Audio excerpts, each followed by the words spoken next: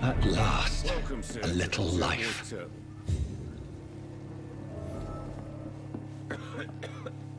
My God, sir, you look like Jonah's whale just spat you out of hell. Can I get you a drink? No, thank you. I'm not thirsty. Well, grab a chair and get some rest. This is going to be another long night.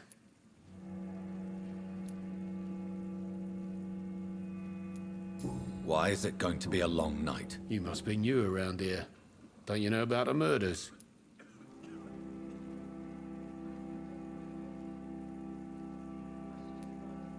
Tell me more about these murders. Every morning for the last few weeks, bodies have been found.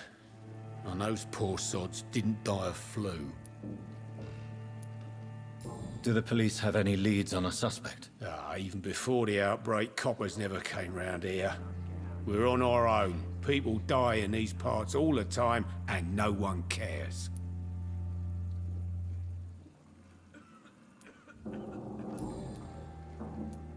Where am I?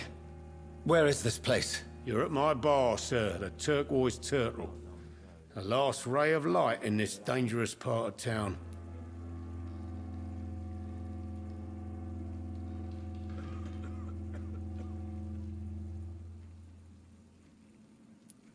So you're open all night? Yep.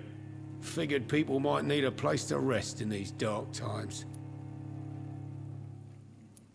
Aren't you scared? Scared of what? All the bad shit happens out on the foggy streets. And I never go outside. I'm looking for someone who might have passed through here recently. Wondered if you might help. It's been quiet tonight. The only other person I've seen went straight up to his room.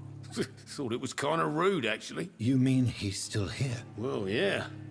He paid for the entire week. How long has he been here? He rented the room a few days ago and didn't say when he'd leave. I need to meet this man. I have questions. Just climb the stairs and knock on the first door. I heard him open his window, so I guess he's still awake. And, Yes? no funny business. You hear me? This is a respectable establishment.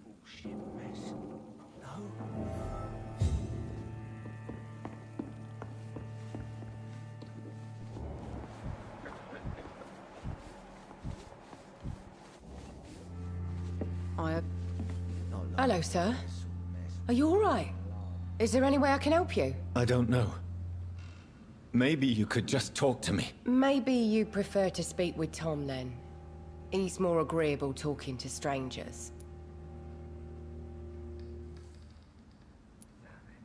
I just want to talk. I didn't mean to scare you. I'm not afraid, sir. It's just I've other customers to take care of. I only see one customer. Oh. Well, yeah, of course. I mean, I best check on them. What's going on around here? Where is everyone? Too many dead, sir. First the epidemic, now all these terrible murders.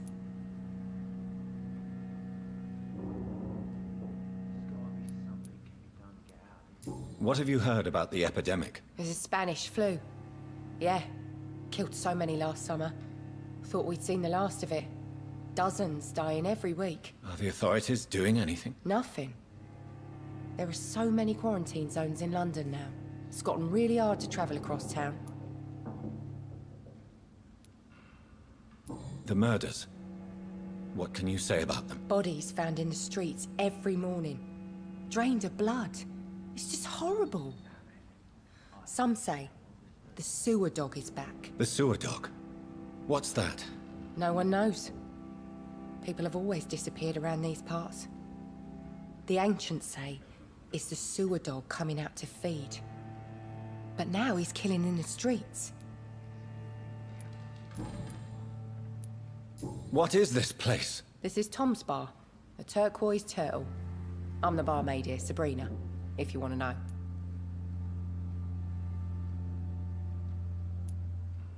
You don't seem to have much business. Where is everybody? Well, most people are sleeping right now. And those that are awake tend to avoid going out. What with the murders and all. Are you always open this late at night? No, it's only since the epidemic started. Tom thought that people may need a safe place to stay.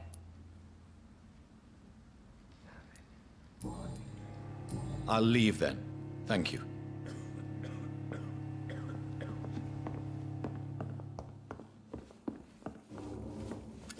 Good evening, sir. I wondered if I could ask for your help. Wow, you look like you need a drink. Yes. I apologize for my outfit. It's been a long night. Been there, seen that. Don't worry, things can only get worse.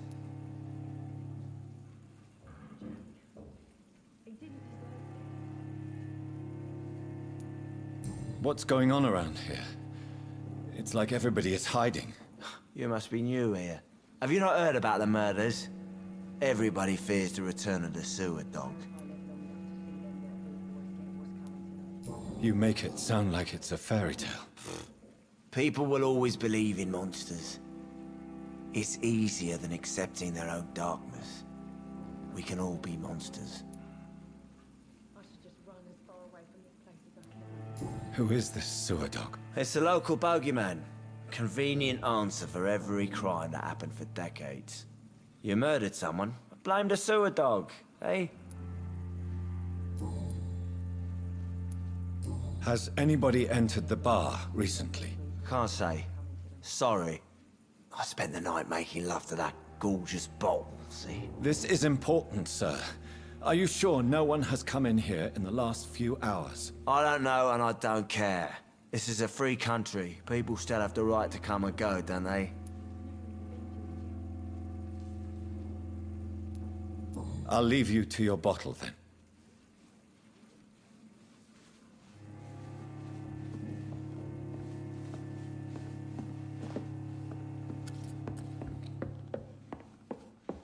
Poor Jack.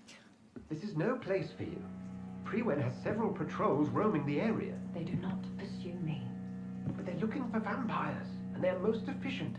They'll not relent until the killer has been identified. I have a common objective, but I require... I think someone is eavesdropping. Are you certain?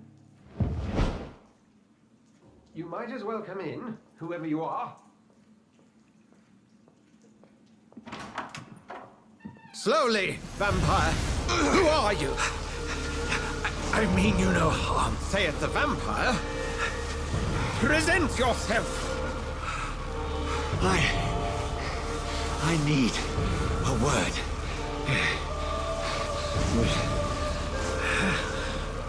Anyone?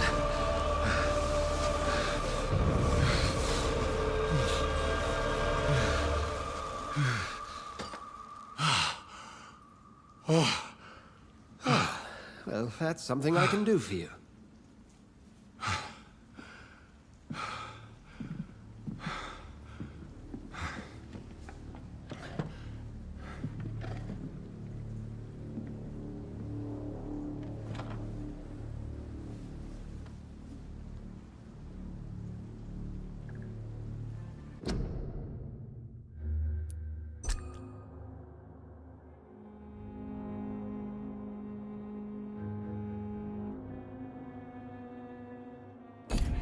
And who might you be? I'm not sure that I know anymore. Might I at least learn the reason of your presence? That's none of your concern. Sir, you have entered my room in the middle of the night, pale as a corpse and shaking like a tree. So please, indulge me. Someone is molesting people. In fact, killing them. Biting them. The calling card of a vampire. Like you.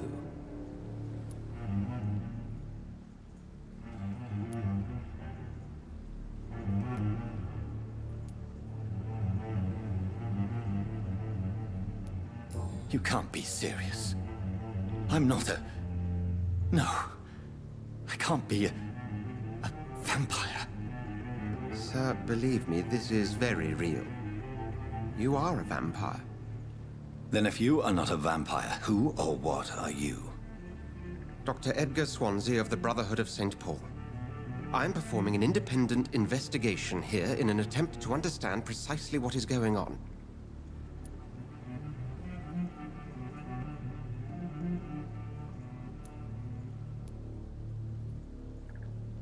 What have you uncovered concerning the murders? It started a few nights ago. Rumors of violent murders. The docs have always been, shall we say, somewhat unsavory. But this is different. How different? A vampire is at work here. Famished. Reckless. It must be brought to ground, and quickly.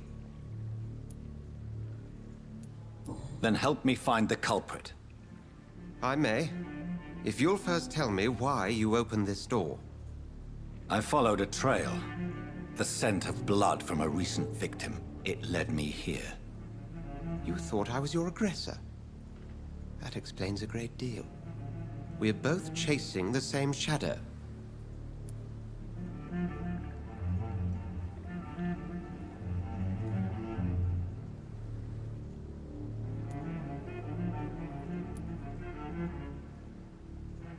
Perhaps.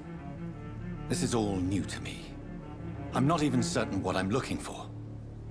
You should let me handle this affair. You've no idea what you're up against. No. I will find the monster. He is mine. How will you do any better than I? But then let me ask you this. What are your intentions if you find the killer? I don't know yet. Then I can only wish you good hunting. And pray we shall meet again.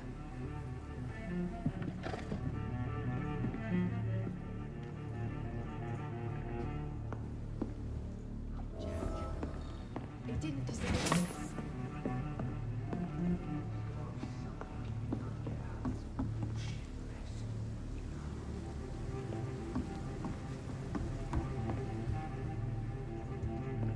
If Swansea is not my attacker, it means somebody else came here tonight.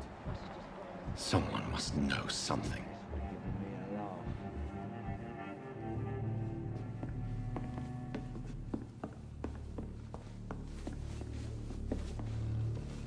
Evening, sir. Can I help you? I have a few questions for you. Well, if you must. I spoke to Dr. Swansea. He's not the man I'm looking for. Now, I want the truth. The truth? What do you mean? I suspect that someone else was here tonight. And I don't think Tom wants to tell me about it. I'm just the barmaid here, okay? If Tom says you're the only visitor we had, then you're the only visitor we had. I can feel your fear, madam. Please, tell me what's going on. It's Will. William Bishop. He came in here earlier tonight and he... Well, I thought he was going to clock someone. Why are you so afraid? I mean, his skin. His hands. I scrubbed every glass and every chair that he touched. God, I hope it's not contagious. What happened tonight? He was dead drunk, as usual. But my God, his eyes. His face. He must have caught something awful. He shouted and cried. It was terrible.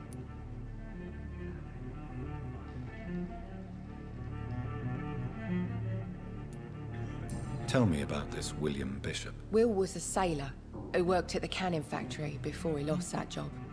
A nice bloke, really. He's never been violent. Until tonight. Why keep it a secret? Why not tell me about it? Tom's nothing if not loyal. After Will lost his job, he offered him one ear. They used to be good mates. But recently, well... Will started to get very aggressive. I see. Thank you for your candor. I'll be sure to talk to Tom.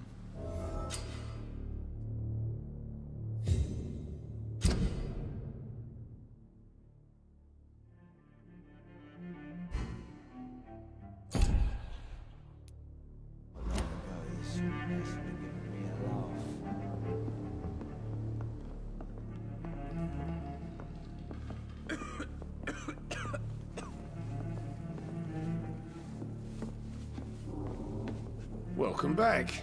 Did you find what you were after? I can't say I have. Are you sure no one else came into your bar before I arrived? Hey, I told you, you were the only other stranger I've had. Tom, talk to me about the visit from your old friend, William. Yes, Will came by tonight, but he's not my friend anymore. Who is he? William? Just an old sailor who loves his gin too much. He worked for years at the canning factory before it closed.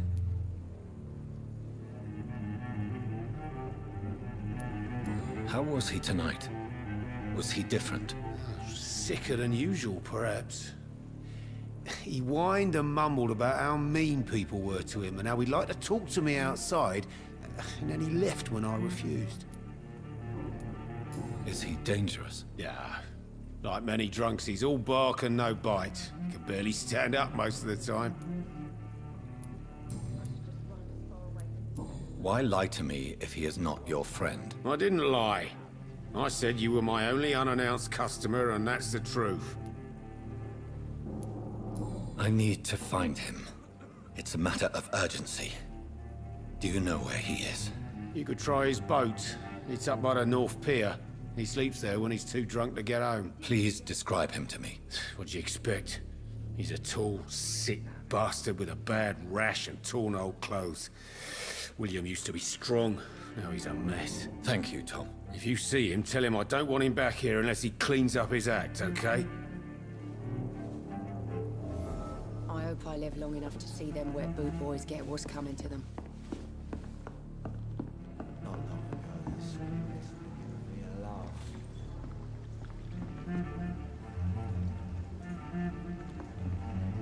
Are they stupid or something?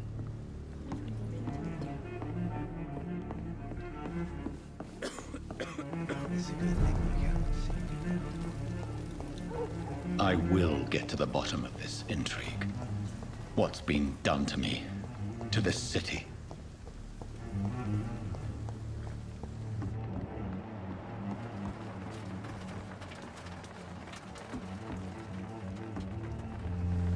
The body is still warm. This man has just been drained of blood.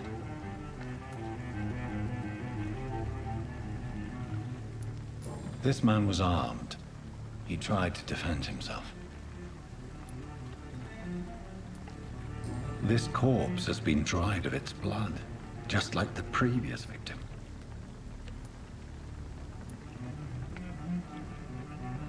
What's this? Some sort of note.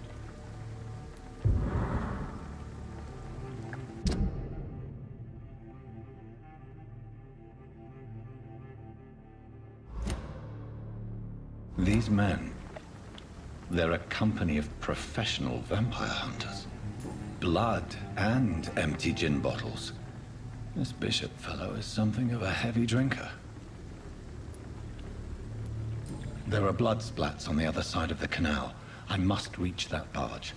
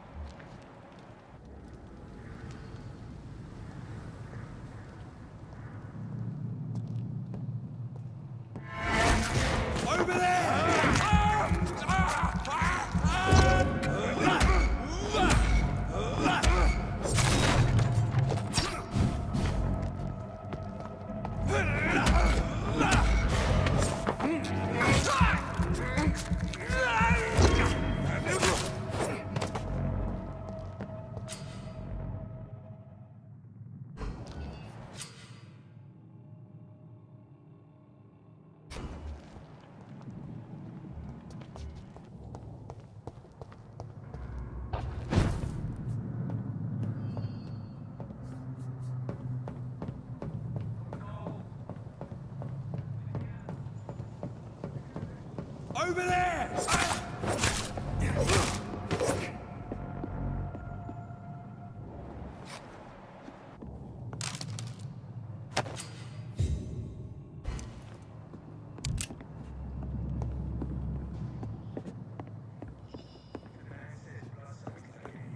You've got one job, and that's to find it. And find it fast. It's fair enough, Tom.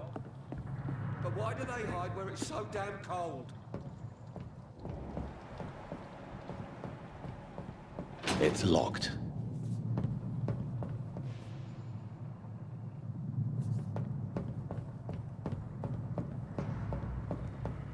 It's locked, all right.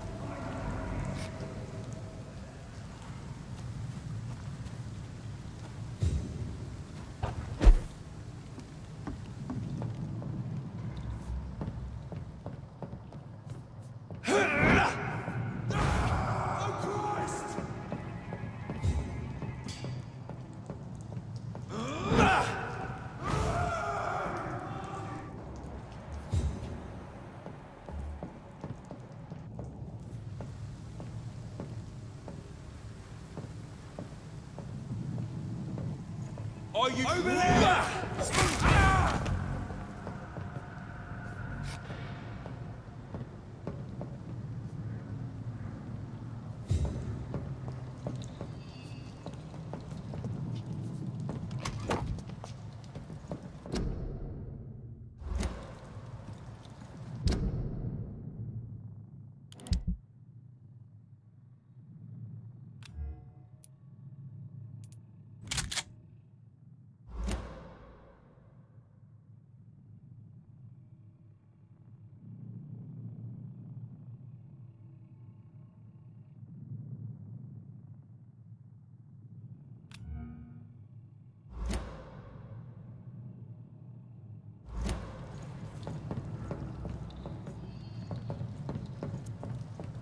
Stay close, keep an eye on each other.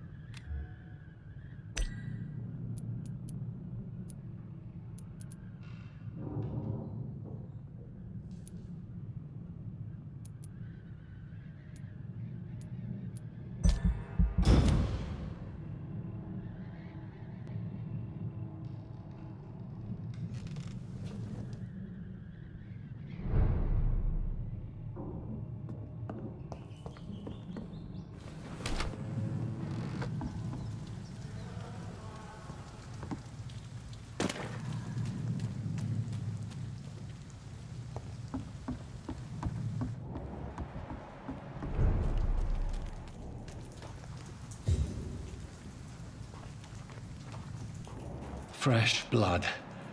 The whole building reeks of it. The scent is so strong it makes me dizzy. I'll not betray your trust.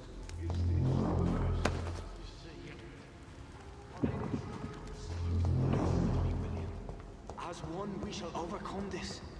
We've done it before.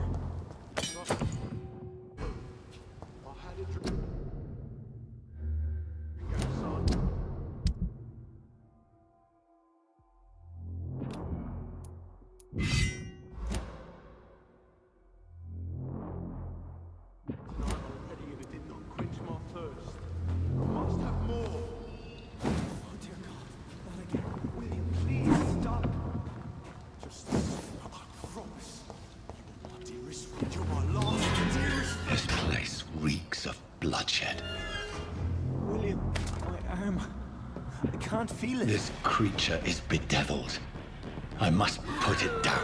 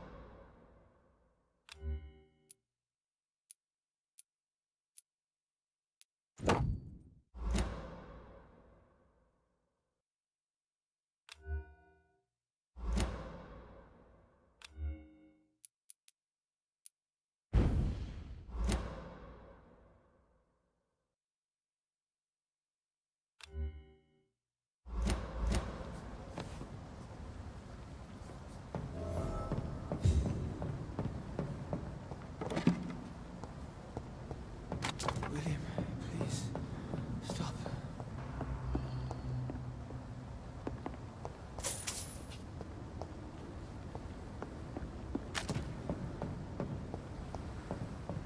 Let me go.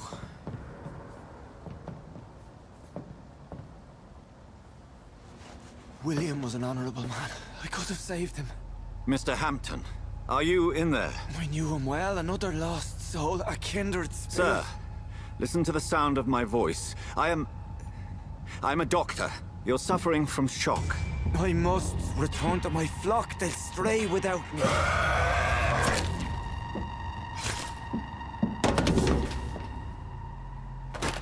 Remember, certain skulls are every bit as resistant as we are. Who are you? What do you mean by Skal? You truly are a newborn. I should have realized. Wait.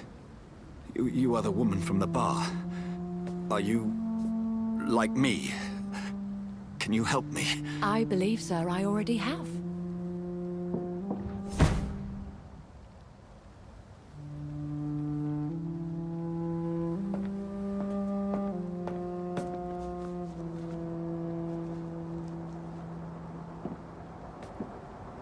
By George and the Saints, you've solved the mystery of these terrible murders. Patience, good fellows, I've come to offer help. Just give me a moment to secure my boat. We can leave this awful place. William was not the evil man they claimed. He was just taken by the thirst. He needed his drink. This man requires medical attention. We'll see he gets to the nearest hospital. No, please, I must tend to my fold. My flock needs me. There, sir. Go with the good Dr. Swansea. He's resourceful, and I'm sure he'll take good care of you. You'd best come as well. The sun is soon to rise, and you'll need a place to rest. I just need a moment. If I can learn something about what has happened to William, I'll be a step closer to understanding what happened to me.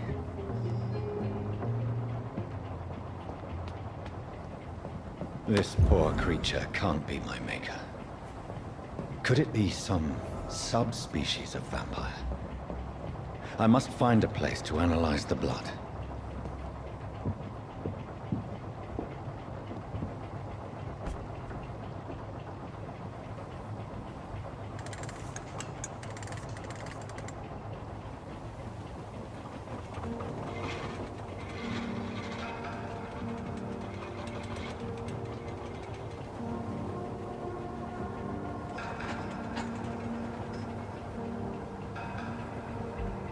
Where are we headed?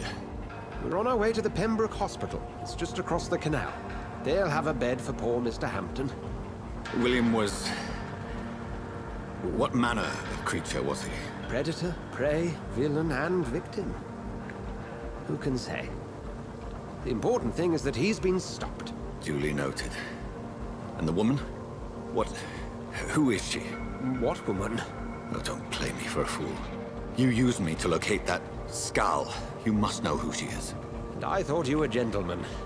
You shouldn't talk about a lady behind her back, but I will tell you she values her privacy. Were London as peaceful as she appears from the middle of the canal?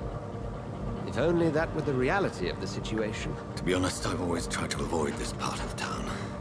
Pembroke Hospital is the last bastion between the rest of London and the epidemic. The flu has decimated the East End and the war still rages. Welcome to the front lines of a plague. This is where you work, Dr. Swansea? I am the administrator of Pembroke Hospital. I thought you were here in service of your mysterious order, the Brotherhood of... Of St. Paul's Stone, yes. But first and foremost, I'm a man of science. A physician, like yourself, Dr. Reed. How do you know who I am? No need for modesty. You are Dr. Jonathan Reed. A surgeon of some caliber and renown, if I'm not mistaken. You are correct, sir. I knew it! I had my suspicions. But when you took the blood sample from the corpse of poor William, I was certain. Dr. Reed. Marvelous. Have we met? I attended 3 of your seminars before the war. I have the utmost admiration for your research. And what a turn of fate. England's most esteemed blood specialist returns to London a vampire. That word, again. From a so-called man of science. I understand. Traditionally, the role of science is to refute myth, but when myth walks among us, the Brotherhood of St. Paul has dedicated its purpose to their study. There's so much for you to learn. And for that, you are right. Well, then let me be blunt. Join my staff at Pembroke Hospital. As a physician. I suspect you'll not find a better post of employment to contemplate your predicament. This is sudden. I was returning home to see my sickly mother. But alas, that was before contracting this... affliction. Dr. Reed, take a moment to consider. The post would be for the night shift, providing a good explanation for your absence during daylight hours. You'll be adequately reimbursed, and have a place to hide. I even had the forethought to bring some clean clothes. So, what do you say? It seems I have little choice, but yours is a generous offer, so I thank you. Brilliant! Oh, Jonathan, this is one for the book, and the beginning of a beautiful friendship.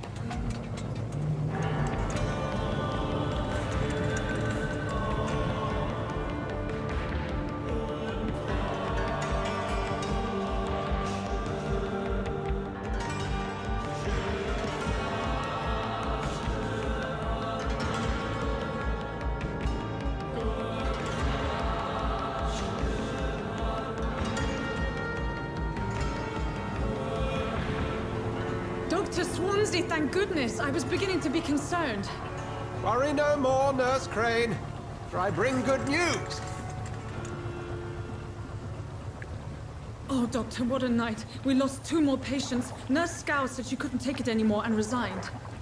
Yes, well, I'll make a new rota in the morning. In the meantime, find a Good bed for Mr. Hampton. Be sure to pay attention to his needs. Of course, Doctor. Oh, and Dorothy, Yes, Doctor?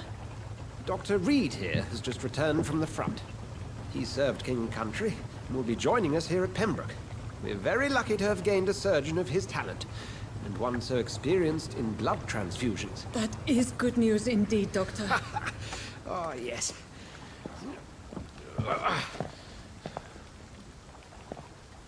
Here at Pembroke, it's not what we have, but what we haven't. It's only thanks to Nurse Crane and the staff that our ship doesn't sink. If you have any questions, just ask her. Duly noted. Thank you. Your assistance is required, Dr. Swansea, immediately. Welcome aboard, Jonathan. We'll catch up after my rounds. Coming, Nurse Crane. I'm coming.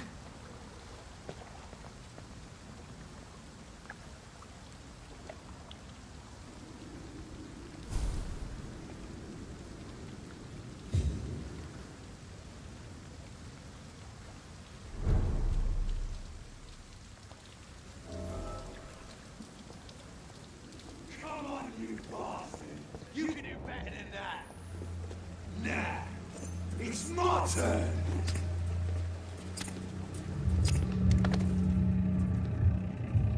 Rotten or pristine, each heart contains the secret of life. Drink at this river, try it all.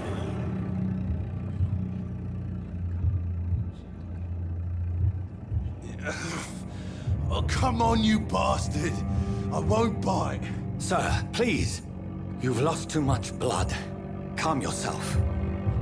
You think I didn't notice? Stop your staring and get me to an hospital, you arse!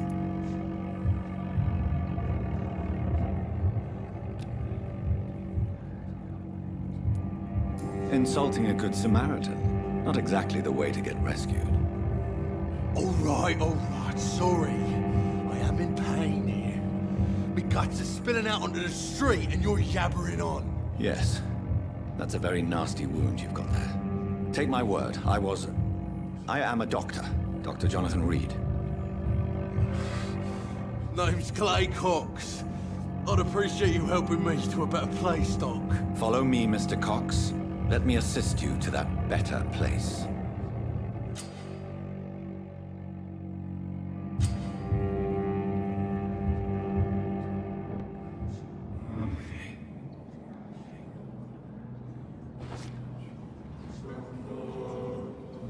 Bring this fading light into the shadows. Dance with him the dance of life and death.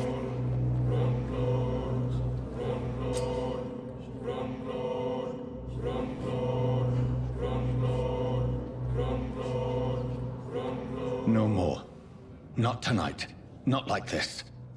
I will not take another life.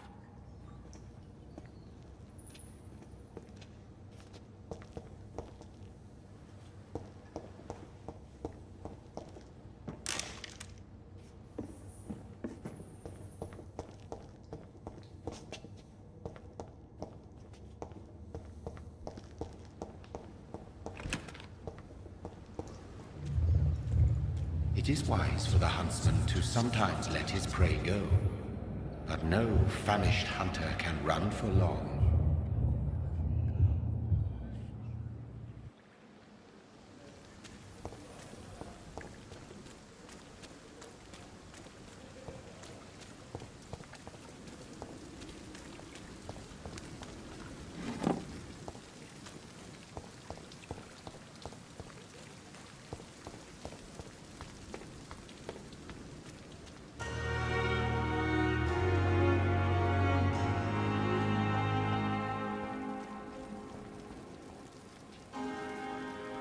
Doctor, where have you been?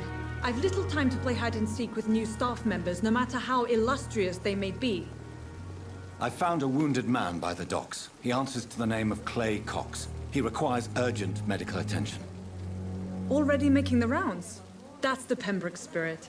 I'll ask our porter, Milton, to bring him back immediately. Thank you, nurse. What can I do for you? Dr. Swansea insisted we provide you a quiet office. You'll find it on the second floor with your name on the door. Thank you. Nurse Crane, isn't it? Yes, Dorothy Crane. Welcome to Pembroke Hospital, Dr. Reed. Your office has been prepared.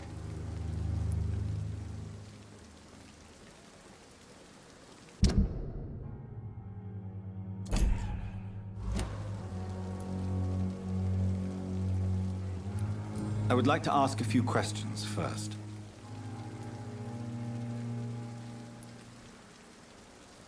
And Mr. Hampton, the patient we brought in, how does he fare? I gave him a sedative to help him sleep. Poor thing was in quite a state of shock.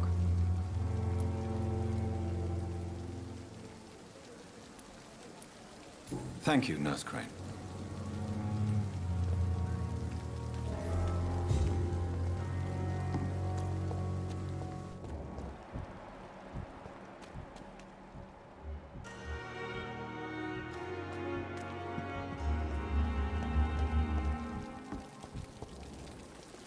It's safer here than anywhere else in the East End. Good evening, sir. So it is true. The famous Dr. Reed has joined us. I can't think of any better news during these terrible times. Do we know each other? Actually, yes. We met once before, at the Rockefeller University in New York. Dr. Tippett, yes, I remember. I was assisting Professor Carell in his research about coronary bypasses. He had nothing but praise for you. He was also very confident about your future. And look at you now. Eminent surgeon and blood transfusion specialist.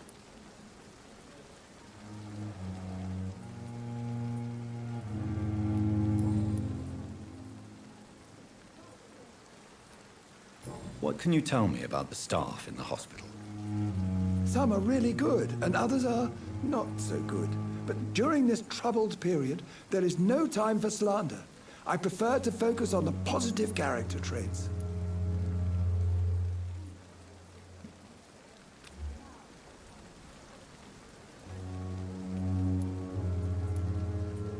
Tell me more about cherished people, then. Nurse Brannigan is a pearl.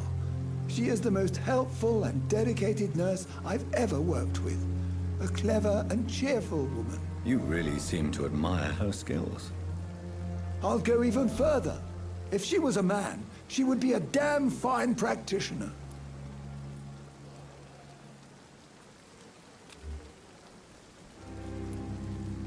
Any opinion about the management? I don't always agree with Dr. Swansea's reserve, but I must admit he does all he can to keep this facility running during this crisis. Ah, yes, the burden of command. I was fed up with this concept while serving as a medical officer. Don't get me wrong. Swansea's a good administrator. I just wish he would get out of his office now and again.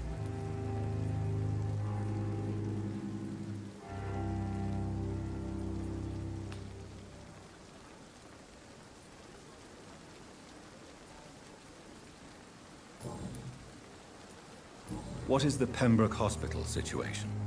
And please, speak freely. This hospital is not exactly the best of London. I'm sure you are used to working in a better environment.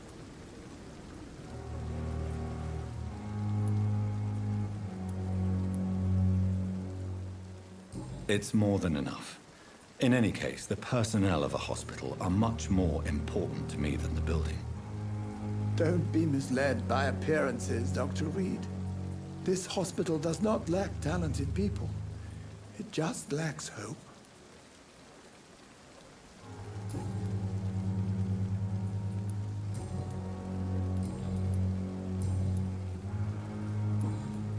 Goodbye, Dr. Tippett.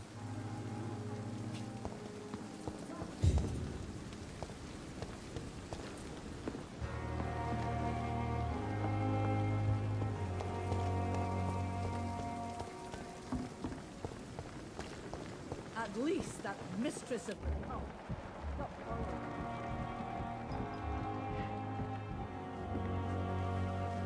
Good evening, nurse. I'm Dr. Jonathan Reed, the new surgeon here at the Pembroke. Dr. Swansea has already told us about you, sir. I'm Nurse Gwyneth Brannigan. Welcome to the Pembroke Hospital. Did he really?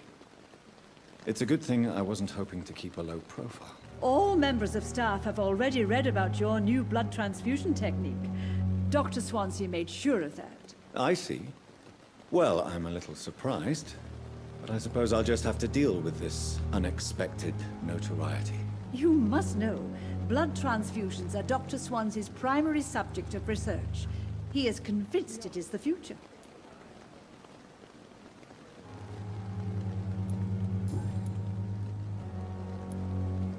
How are things here? Not good, to say the least. We're struggling against an invisible enemy, more lethal than any bullet from a gun. It's hard, Doctor. If only I were young again. Just a dozen years ago. An invisible enemy. Quite a poetic term for a disease, especially from a nurse. Sorry, Doctor. These last few weeks have been exhausting. We could all do with a good night's sleep.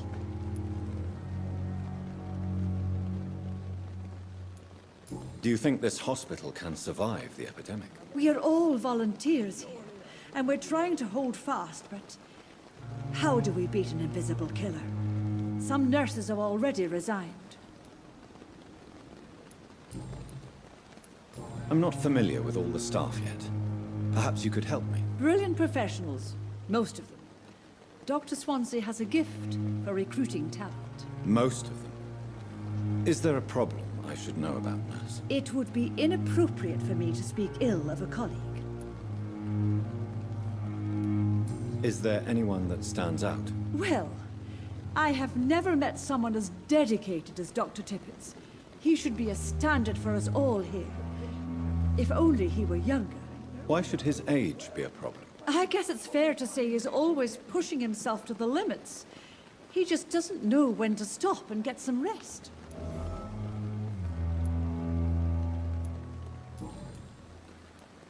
I'm not familiar with all the staff yet. Perhaps you could help me. Brilliant professionals, most of them. Dr. Swansea has a gift for recruiting talent. Most of them. Is there a problem I should know about, nurse? It would be inappropriate for me to speak ill of a colleague.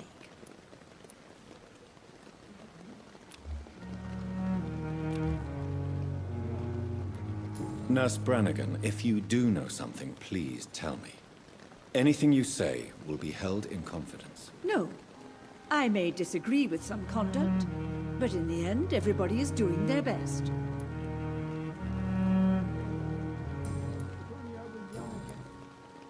Goodbye, nurse.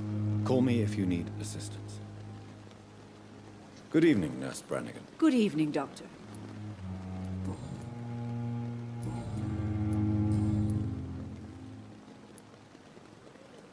Why does Dr. Tippett claim you're the main reason he keeps working, despite his fatigue? If it wasn't for him, I probably would have left the Pembroke years ago. Dr. Tippett does not think of you as just a nurse anymore, does he? If you're suggesting he's not taking my gender into consideration when it comes to medical practice and knowledge, I really hope he doesn't. Goodbye, nurse. Call me if you need assistance. Good evening, Dr. Tippett. Dr. Reed, any good news to share?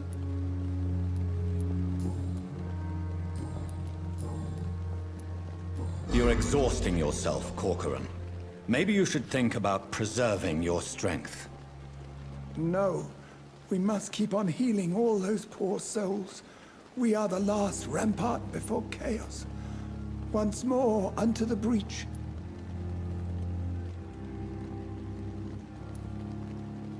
Nurse Brannigan is worried about you, Doctor.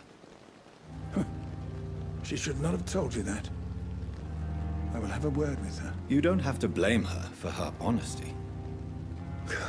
I'm not that kind of man, my dear Jonathan. Actually, Nurse Brannigan's opinion is the only one I may listen to.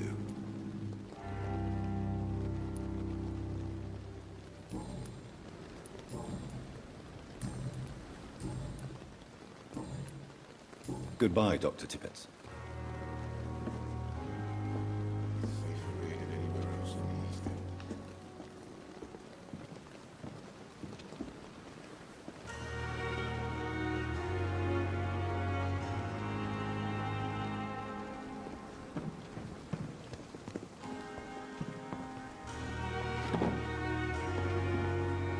Good evening, sir.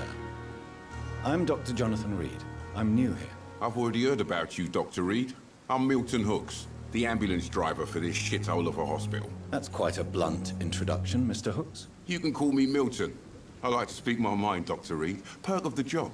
Don't judge me, and I won't judge you. I'm not sure I understand what you're talking about. Well, I'm no doctor, but I'm pretty sure a gun can't be used as a surgical instrument. You have a keen eye. I learned to shoot during the war, and have carried one ever since. Old habits die hard. No need to explain, Dr. Reed. And if you ever need a better gun, remember, I may have something for you. I'd like to see your goods. Wise choice, Dr. Reed. A reliable gun is what everybody needs these days.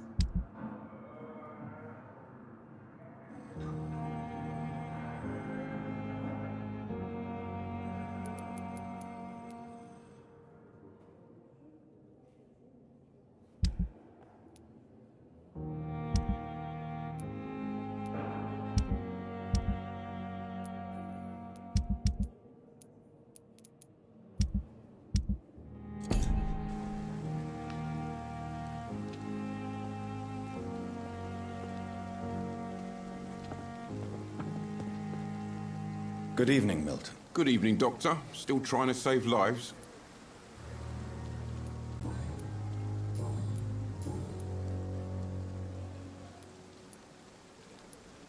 How is the situation around here? You want to hear the situation is all right? It's fucking awful. We lack everything, and it's getting worse every day.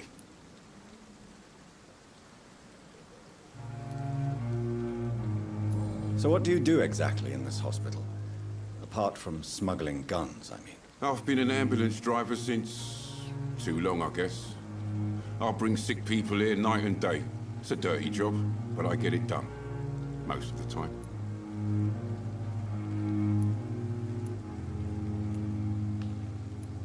Since you're on the front line, how is the sanitary situation in this vicinity? It's a complete disaster.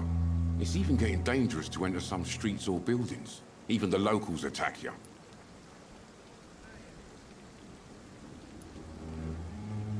It sounds like things have been a bit rough recently. What's happened? Yesterday I got attacked by the patient I was bringing here. I escaped through the hospital's garden, but I lost my wallet when I was running. You left an infected patient outside the hospital? That's incredibly dangerous. Go there yourself if you want, but be careful, Doctor. I'd rather not bring your dead body back.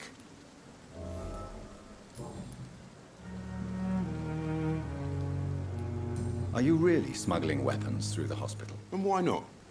I've already been attacked by patients, you know. And by gang members willing to steal my money. But you're not defending yourself. You're selling guns to civilians. You keep people alive your own way, Doctor. I offer them another way to protect their health.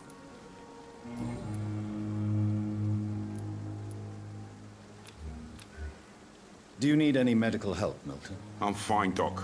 Physically, at least. But I would give everything to be in a better place right now. Goodbye, Milton. Dr. Swansea is right. This place seems perfect to conduct my research.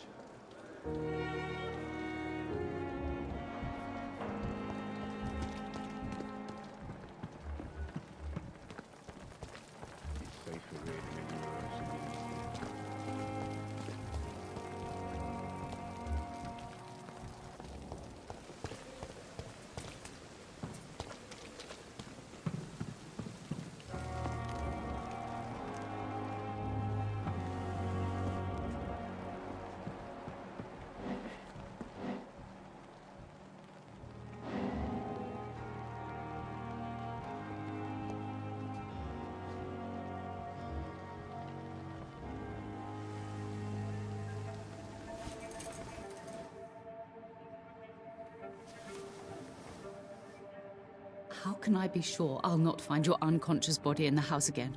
I promise you, you'll not find my unconscious body. For God's sake, how can you say such a thing? How can you refuse to listen? I tried to warn you for so long. No, I won't let my only son die. You promised me you'll stay alive. Your son lied to you, like the whole world lies to us.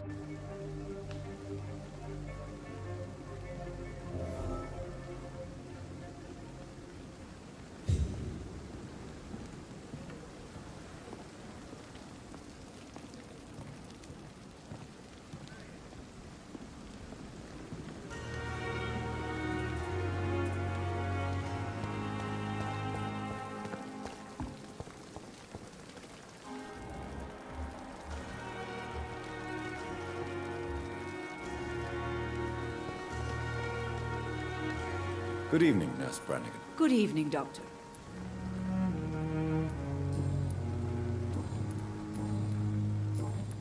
Goodbye, Nurse.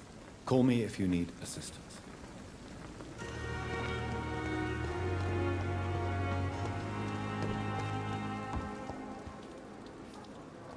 Good evening, Nurse. Good evening, Doctor. I don't think we've been introduced yet. My name is Pippa Hawkins. And I'm Dr. Jonathan Reed. Dr. Swansea has recently offered me a position in this hospital. Well, it's a euphemism that your help will be appreciated, Doctor.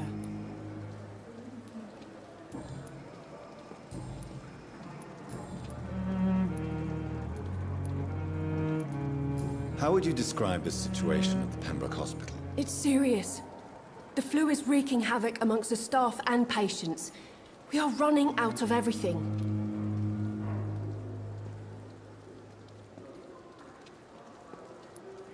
Nurse Hawkins, the Spanish flu won't last forever. Even the Black Plague didn't kill everyone. I wish I could believe you. But what if this epidemic was worse? What if in the end, nobody was spared? You must get a hold of yourself, Nurse. Sorry, I'm exhausted. No one has any idea when this epidemic will be over.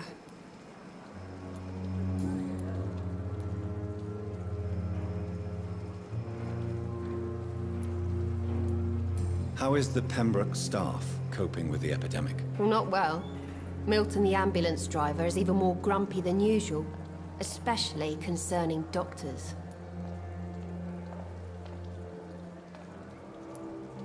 Why does Milton dislike doctors? I don't know. Just ask him. But be warned, Milton is not the chatty type. Why is Milton grumpy on a daily basis? Is it just an act? Milton's not the kind of man who's bothered about a bad reputation, whether he deserved it or not.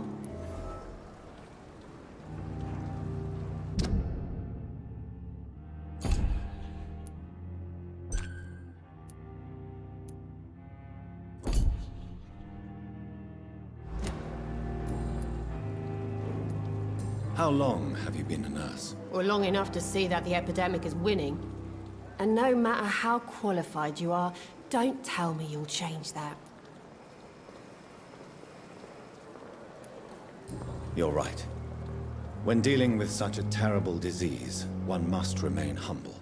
But that doesn't mean we shouldn't try our best. Sorry, Doctor. I don't want to sound bitter, but I'm just too tired to give a pep talk like Nurse Brannigan.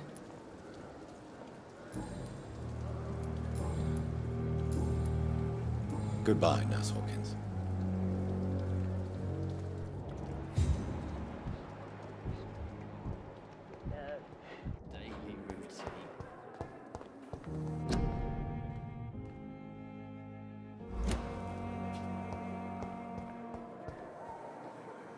Good evening, miss. I'm Dr. Reed, the new surgeon at the Pembroke Hospital. And who are you? Your name has no meaning to me, mortal. You're nothing but dust blown by the winds of eternity. I beg your pardon? What are you begging for, mortal? My clemency? Well, tonight maybe I'm inclined to mercy. You'll never forget the night you met Thelma Howcroft. You keep calling me mortal. Why is that?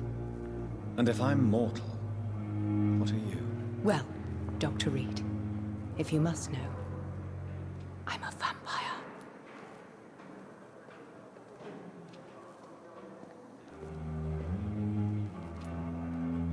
I'll leave you, Mistress of the Dark, to your nocturnal activities.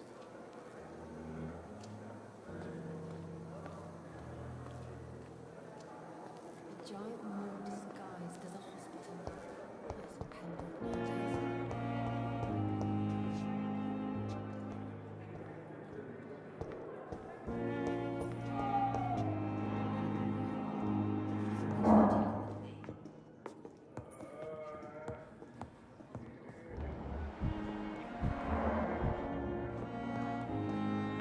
Good evening, sir. I'm Dr. Reed. I believe we're going to be colleagues. Reed? Yes, I've been informed about your arrival. I'm Waverly Ackroyd. Welcome aboard, I suppose. Does my arrival inconvenience you in some way, Dr. Ackroyd? Let us just say that I don't particularly share Dr. Swansea's enthusiasm for hiring you. What we need here are reliable professionals, not overrated dabblers.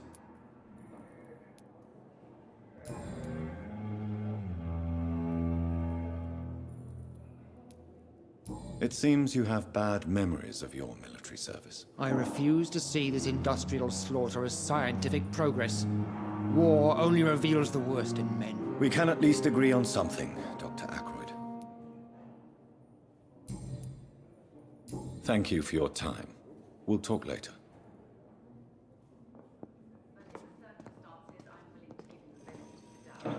Good evening, Doctor. I believe we're going to be working together. Dr. Reed. Dr. Swansea informed us of your arrival, but I could not dare to believe we'd have such good fortune. Such an honor, sir. Thank you. And you are? I am Thoreau Strickland, Dr. Thoreau Strickland. I'm a great admirer of your work, Dr. Reed.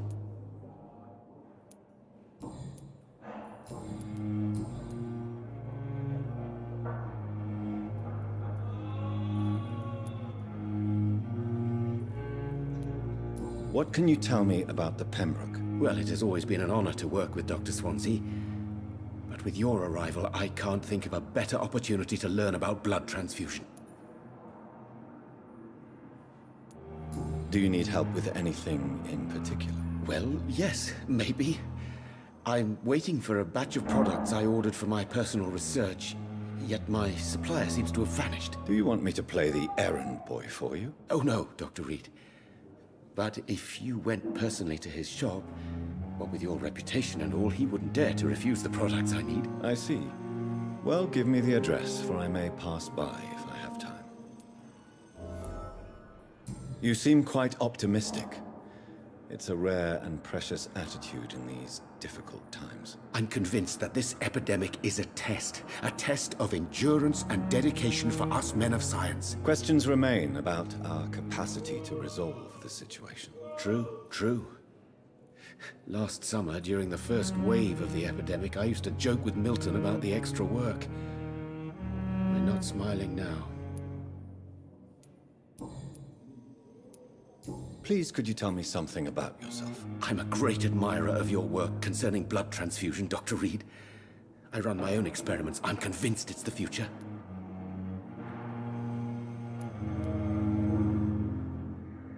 What made you choose to be a doctor? I'm not ashamed to admit you and your work have inspired me. I am honored to have the opportunity to work by your side.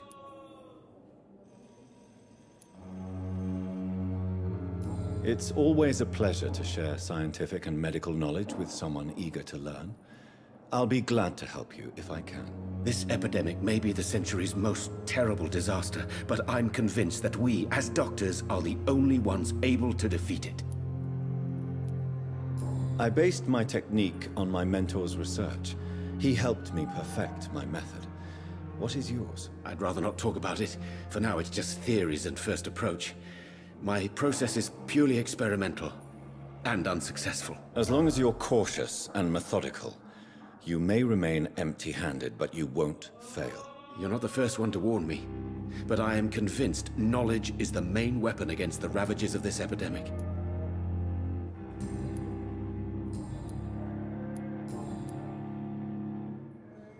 Tell me more about your willingness to experiment with new medical techniques. Harvey Fiddick is a patient suffering from a severe injury that could cripple him if not treated correctly. I'm convinced your blood transfusion technique could help him. What is it you really want? To save him, or to prove your point? Fair question. I want nothing but to save my patient, Dr. Reed. Especially since I know Mr. Fiddick's story.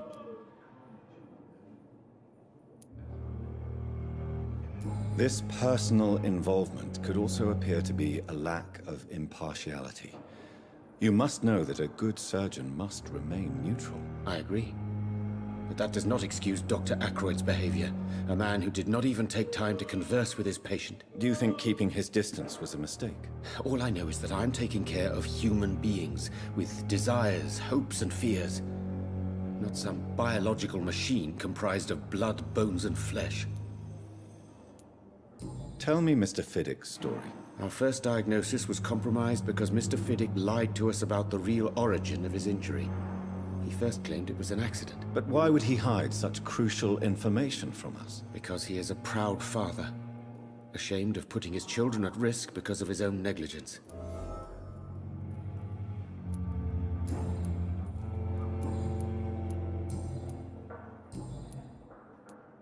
Goodbye, Dr. Strickland.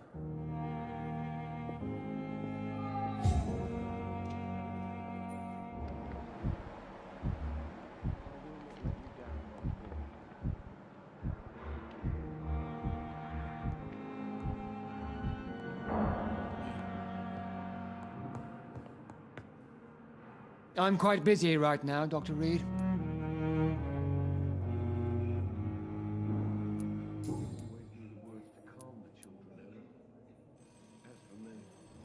Tell me, Waverly, what do you think of Dr. Strickland's enthusiasm for his experimental research? Strickland is playing with his patients' lives for pride and glory. Now that, sir, is unethical. Are you thinking about something in particular? Harvey Fiddick needs delicate surgery. I believe we should stick to the usual procedure, but my young colleague obviously disagrees.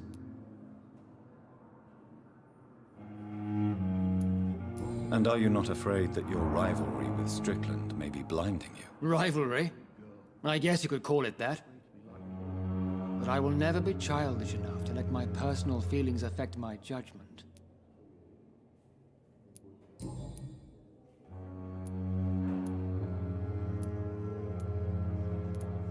Since your tenure in this hospital is longer than mine, perhaps you can tell me more about this place. Let's just say I'm tired of the carelessness around me.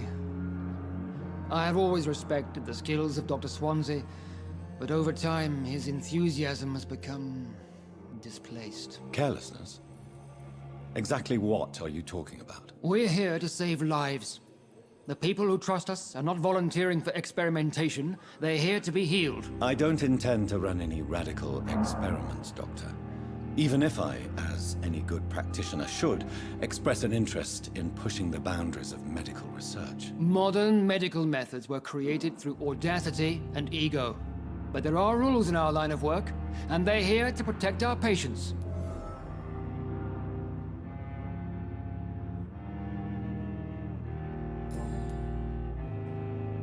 Thank you for your time. We'll talk later. This hospital seems to be falling apart. I'm all right. But in the circumstances, I'm willing to give you the benefit of the doubt. You always knew the words to calm the children, Ellen. As for me, what a blundering idiot.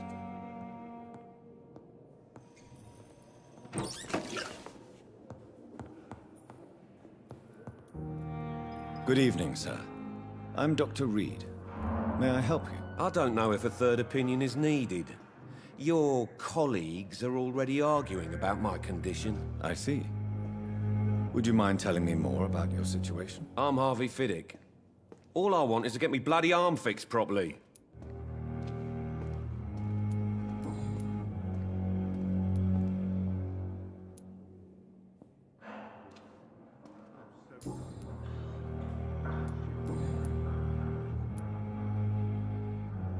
Tell me about your injury, Harvey. Why do you feel so guilty about it? My wife died because of me. And now I may lose everything because I've been careless enough to hurt myself. What an arsehole. How could your job be responsible for your wife's death? I was working a double. She went out to bring me a hot meal and got caught in a German bomb raid. You can't hold yourself responsible for your injury, Mr. Fiddick. Unless you tried to hurt yourself. Of course I didn't hurt myself.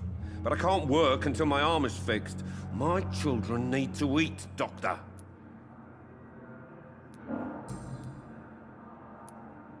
Tell me more about the death of your wife, Harvey. 1915. I was in the army.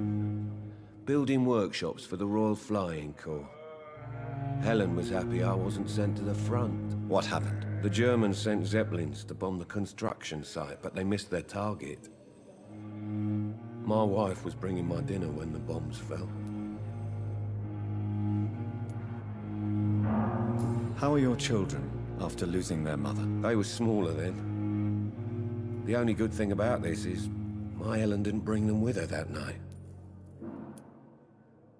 I'm sorry for your loss. So many died during the bombings.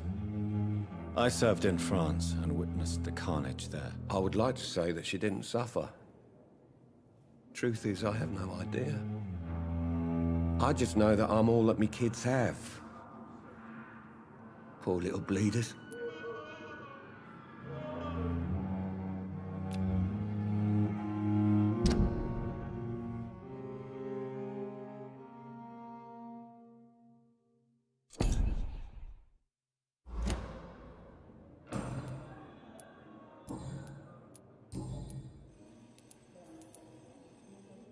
Tell me about the doctors who are arguing about your case. Strickland and Aykroyd. They both want the best for me, but there's a lot of pride there. Doctors are no different from carpenters, it seems. What do you mean? I often had professional arguments with rivals on a building site. Difference is, I disagreed about wooden nails, not flesh and bones.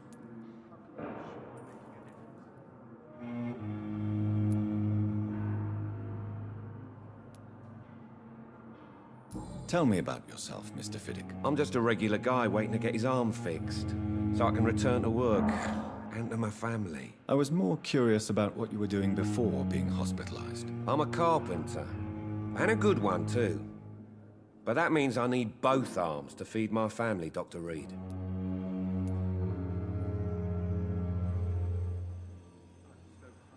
Are you satisfied with your treatment here? Well, it's clear that I've chosen a bad time to be injured. Forgive my bluntness, but you seem overwhelmed by cases of the flu. I won't lie to you about it.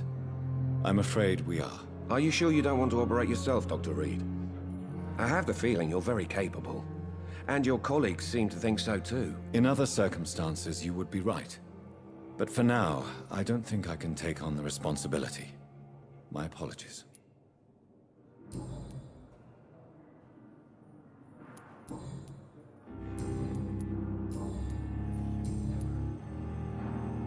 Goodbye for now, Mr. Fiddick. I'll see you later. I will not let you down, my boy.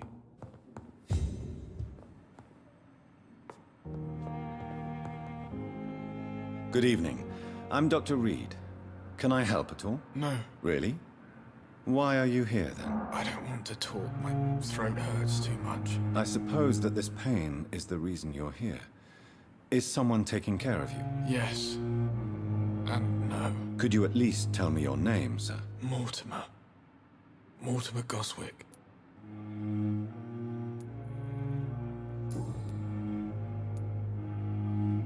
How painful is your throat, Mr. Goswick? So painful I'd rather not talk at all, Doctor.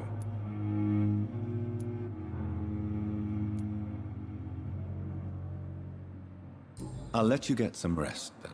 I'm all right. Don't waste your time with me. Will this shift never end? Good evening, Mr. Goswick. How are you? I'm okay. How painful is your throat, Mr. Goswick? So painful I'd rather not talk at all, Doctor. I'm sure you realize a doctor and his patient have to communicate, sir. Would it help if I gave you some paper and a pen? Not really. I see. Then maybe it's not just your throat that hurts, Mr. Goswick. Perhaps your sore throat is just the consequence of something more hurtful. Yes, maybe. But I don't want to talk or even write about it now.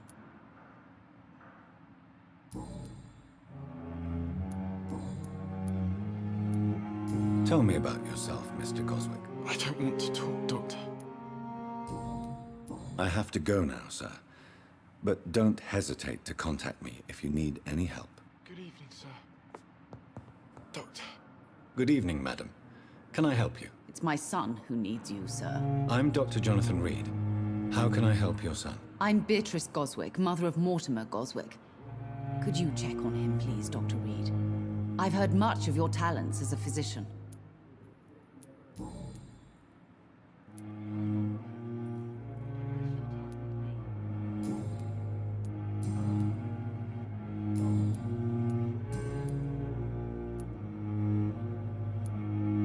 What do you think of your reception here?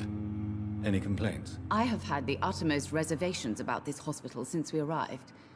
But we had no other choice, considering the state of emergency. Is there something in particular that's bothering you? Some of the staff were not especially welcoming. I suspect they're not accustomed to dealing with patients of such social standing. Tell me more about your arrival at the Pembroke Hospital. What gave you such a bad first impression? The ambulance driver was quite rude, for a start. And that nurse, Miss Hawkins, seems to have quite a dubious attitude. What do you mean? She managed to secure a bed for my son despite the epidemic. It was a relief, but it wasn't cheap.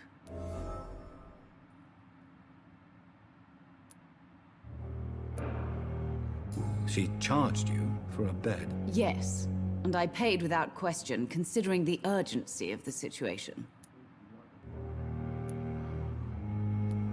I share your concern, Mrs. Goswick. Be sure that I'll talk to the people involved. I don't expect compensation, Dr. Reed. But I'm aware such behavior would not be tolerated in other hospitals.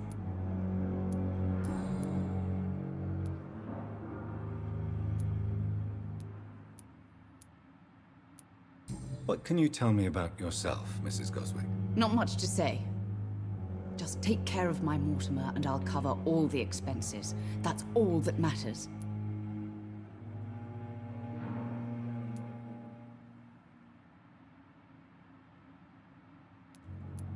May I ask if you have an occupation, Mrs. Goswick? I'm a teacher by profession. I teach young women who are more ambitious about their futures than their families.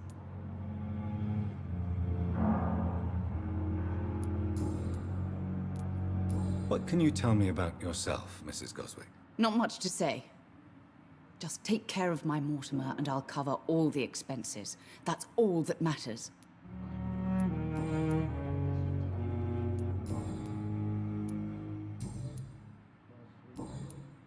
Goodbye, Mrs. Goswick.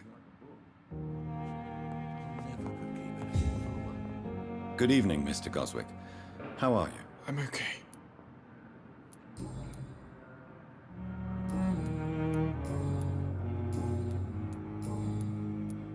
Why did your mother have you hospitalized here? She seems convinced this is a bad hospital. My mother just wants the best for me. She won't rest while I'm here. She'd go all the way to hell and back to help me.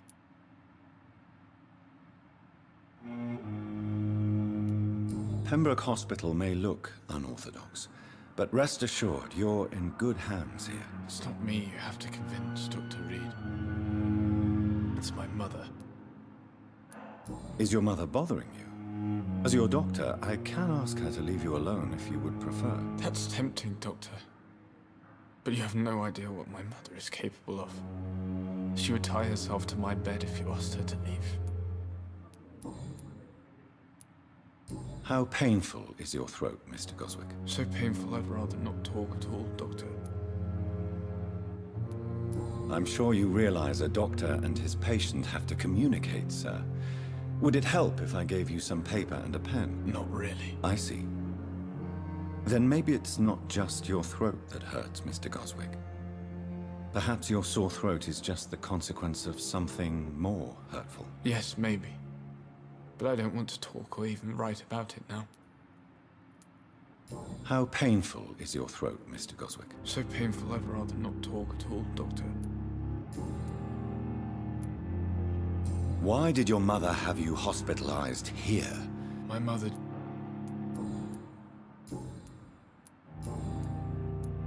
Admit it, Mortimer. Your mother had you hospitalized here because you tried to kill yourself. Yes, it's true. All right, then. This is the first time we've really shared information about your case. Shall we call this progress? Call it what you want, Dr. Reed. Can I help you in any way, Mr. Goswick? I wrote a letter for my mother. She was supposed to read it after my death. But I suppose she doesn't have to read it now. I see. And is this letter still near the place where you tried to take your own life? Yes. And I don't want anyone reading my last words. I mean, I'm still here. If you bring me back that letter, then perhaps we'll talk.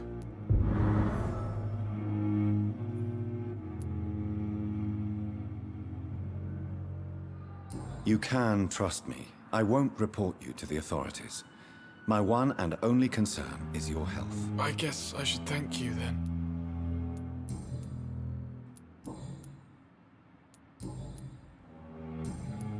I have to go now, sir. But don't hesitate to contact me if you need any help. I'm all right. Don't waste your time with me. Good evening, Doctor. How is my son doing?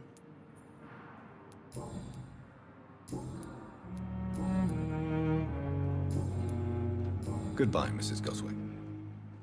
Blundering idiot. Good evening, sir.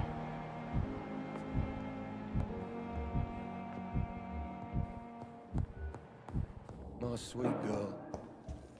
Reads me like a book.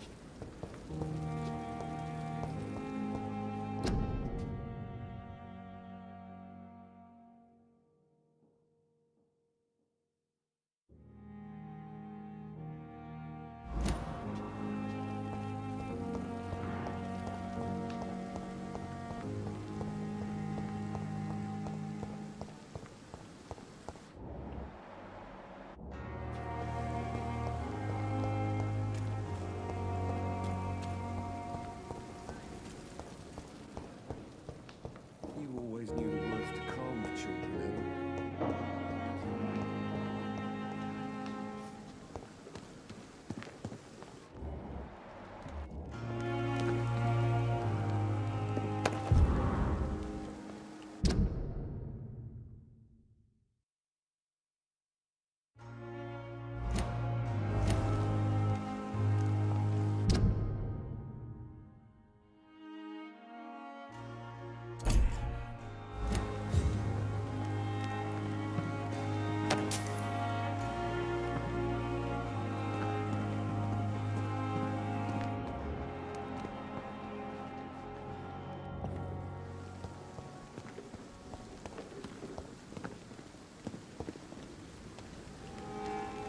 Good evening. I'm Dr. Reed. Always a pleasure to meet a colleague, sir. Especially when he was supposedly dead. A colleague? Are you a doctor too? Not anymore, sir. I used to be Dr. Rakesh Chadana. Now, I'm just Mr. Chadana, pawnbroker and humble guardian of this morgue. What do you mean, you used to be a doctor? Was your license revoked? No, sir. It is just that I like to be precise. I run a little pawn shop while taking care of the dead. But I used to be a real doctor.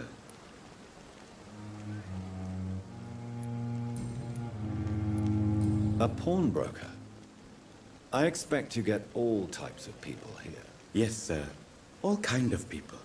For I sell all kind of goods.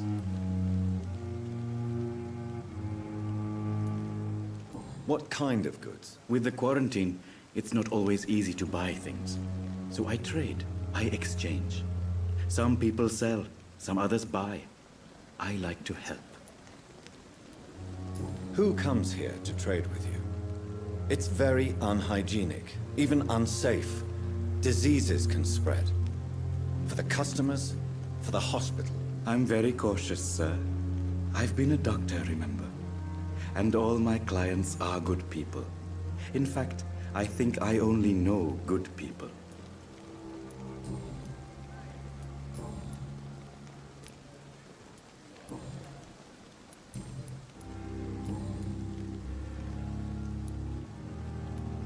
Have we met before? I don't think so, sir. Why? When we first talked, you said you were glad to meet me since I was reported dead. Funny story, sir. Your sister came here a few nights ago. You were missing, and she was looking for your body. She must be very relieved now.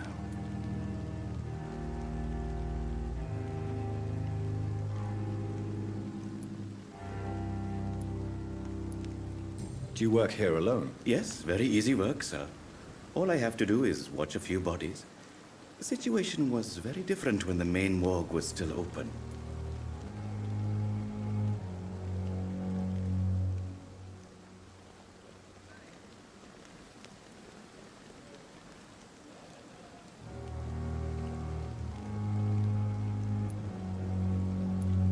Why do you have to watch these bodies? Because these poor fellows have no names.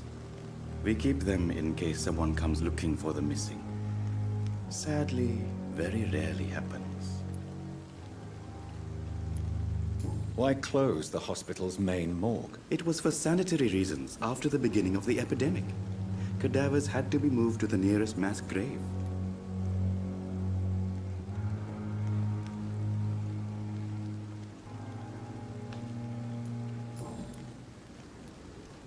Are you afraid or uneasy being surrounded by so many corpses? Why should I? These bodies are empty vessels. Flesh left to decay. Poof. No soul anymore. All gone.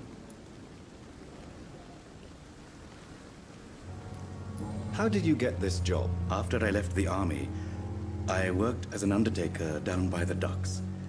A dangerous place with many an unpleasant business there. Milton Hooks helped me get a job here. An interesting point of view. And quite an exotic one, too. Most people fear, or at least have a respect, for dead flesh. Sir, as a medic during the war, I learned to face my death and the death of others. It's the pain we have to tame, not death itself.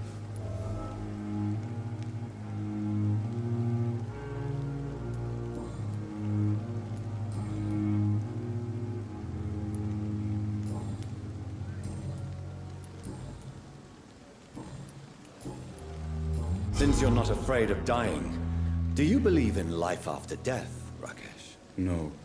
I believe we must do all the good we can while alive. For our time is short, and the obstacles are endless. Do you think you would enjoy immortality as a concept? I don't think so. Don't mistake me. I love life, and I'd like to live a long life. But everything has to decay, sir. Even goodwill. So you're ready to die? No, I am not. I don't fear death, for I won't see it. What troubles me is the pain my death will inflict to those I know. You're a wise man, Mr. Chidana. No, Dr. Reed. I am a foolish man. But I like to think otherwise.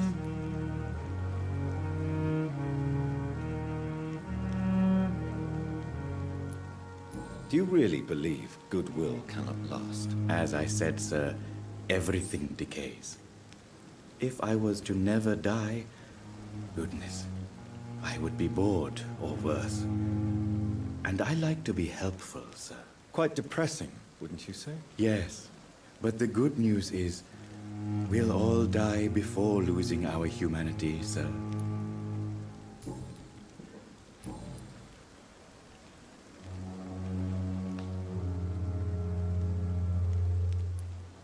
Please show me what you have to sell. Of course. It's just trinkets and curios, really. But I'm sure they can be useful.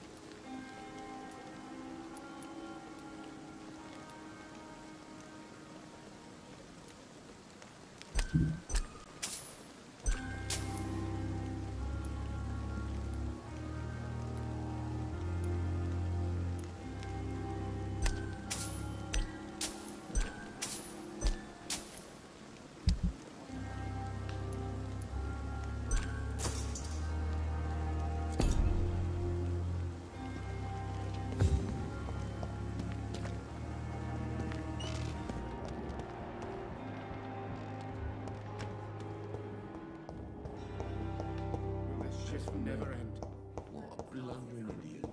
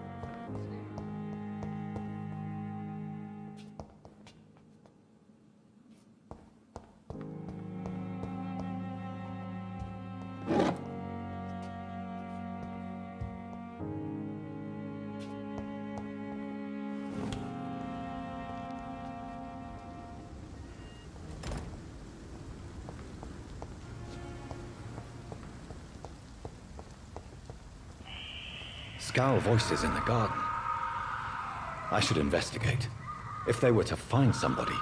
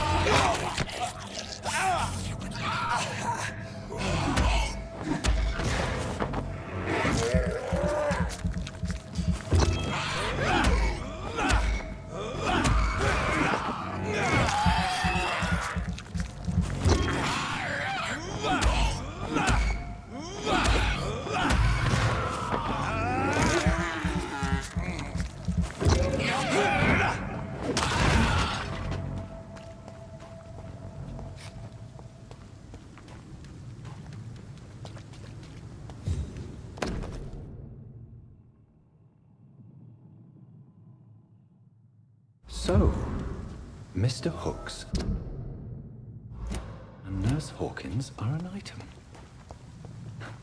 Those two have hidden their affections well.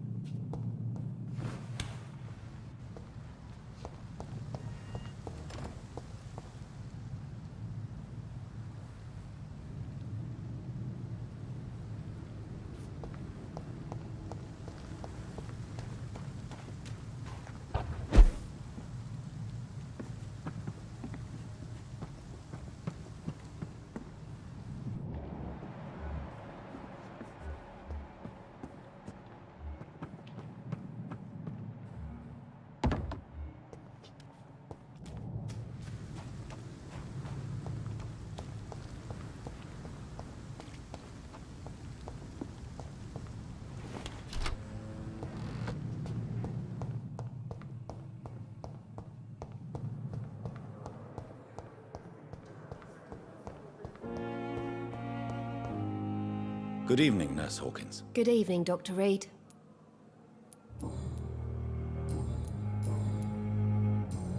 Goodbye, Nurse Hawkins.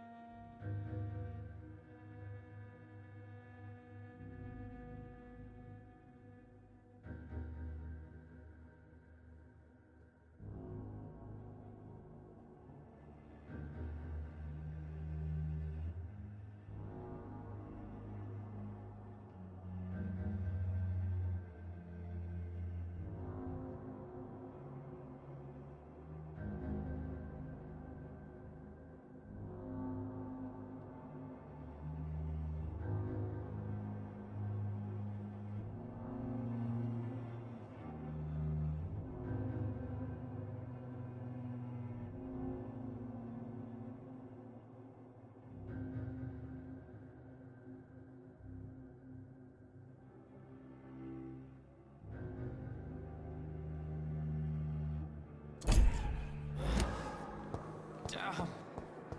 The pain. There again. I have my time has lost its effect on me, so little but the suffering continues.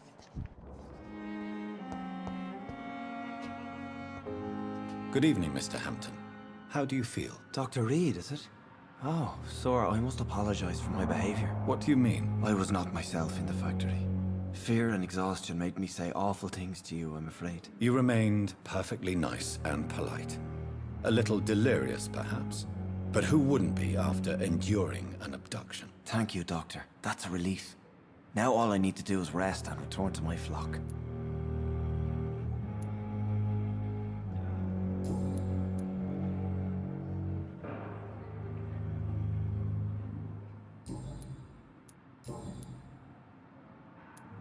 What do you do for a living, Mr. Hampton? I can't help but notice the cross around your neck. I manage a night asylum for the poor and homeless of the docks. And I try to guide the lost and hesitant on the right path to our Lord. Are you a priest, Mr. Hampton? A deacon, maybe? Not at all, Doctor. I'm just a man of faith willing to preach the good word. Why didn't you use your cross against William Bishop? To repel him somehow? That's a very strange question, Doctor. A cross is no magical token, if that's what you were trying to say. Not mine, anyway. How do you feel, Mr. Hampton? Medically speaking, I mean. I feel exhausted. Beyond exhaustion, actually. William drank so much of my blood in his madness. I feel empty. You're in good hands here. Dr. Swansea is well versed in blood transfusion, and I'm sure he'll take the best care of you. Thank you, sir. I believe all I need is rest, and then I can go back to the people who need me. Have you made friends since you arrived? Not really, but I recognize Miss Harriet Jones. I knew her when she lived by the docks. That poor woman had such a miserable life. You never came to see her here at Pembroke? Receiving visits when sick can be an important part of the healing process, you know. We're not just bodies. You're preaching to the converted now, Doctor. To be truly honest, I thought she was dead. She left the docks many months ago.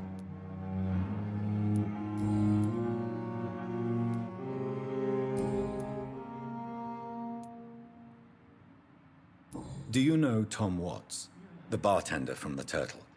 I met him before I found you in the canning factory. Tom? Yes, of course. Always the helping hand, good old Tom. Without men like him, corruption and despair would have wiped out the East End long ago.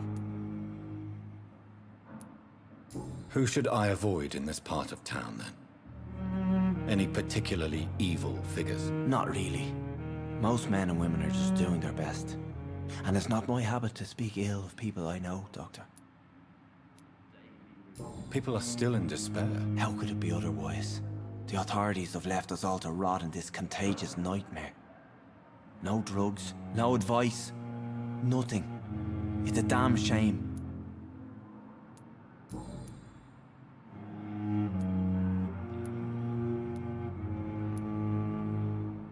What is the general situation in the East End docks? The situation has always been tough, with a lot of tensions between the gangs and the dockers' trade union. The wet boot boys are very nervous since they lost their leader. Has the gang been threatening you? Ah, no. I've had this nickname for so long, you know, the sad saint of the East End.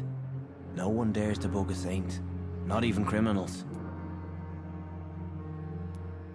Who leads the gang now? Since Clay Cox went missing, it's his wife Edwina who runs the show, with the assistance of her minion, Booth Digby.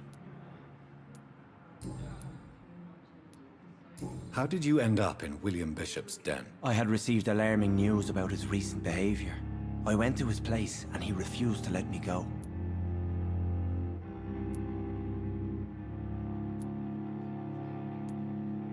Why did he abduct you? William was an alcoholic. His addiction suddenly changed to blood. I don't know why.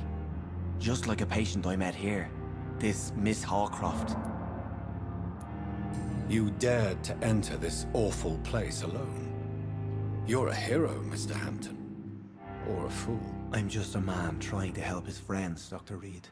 William Bishop was a conflicted soul, searching for light.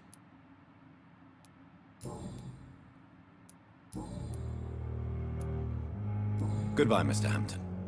We'll talk again later. And what of my own life? It's locked. But the suffering continues. The daily routine. Good evening, sir. Can I help you? Unless you're here to fix my face. No. I don't think you can help me. I'm Dr. Reed. I've recently taken the position of head surgeon here. War injuries, am I right? You guessed right, Doctor. German shell took my pretty little mug right off. But they still call me Thomas Elwood.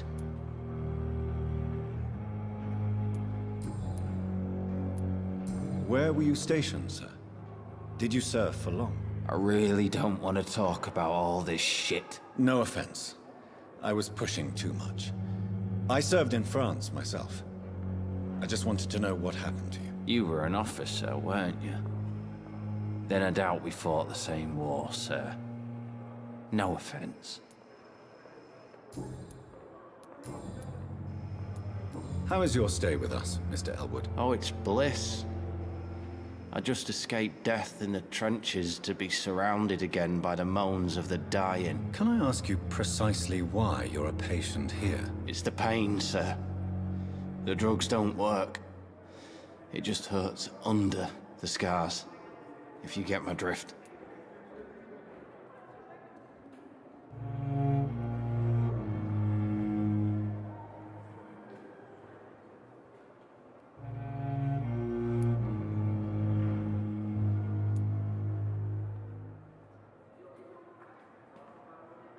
Who is treating you?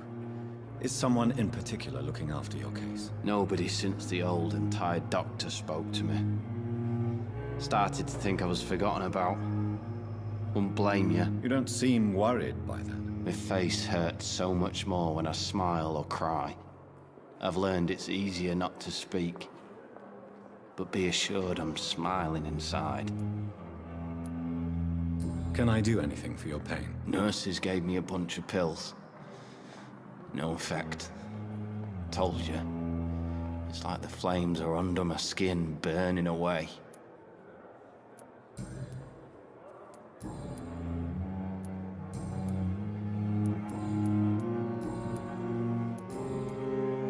Goodbye for now, Mr. Elwood. Damn. And what of my own The life? pain. It's here again.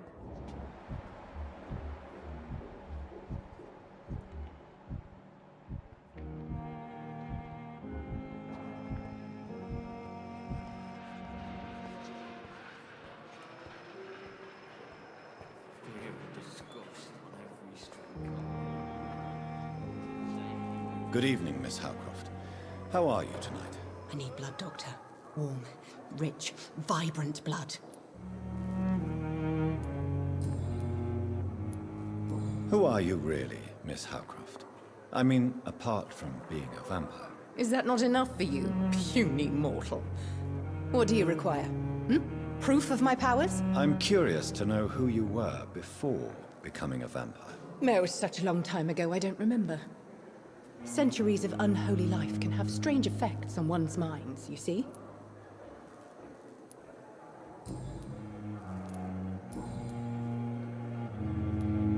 I'm assuming you must be a patient here.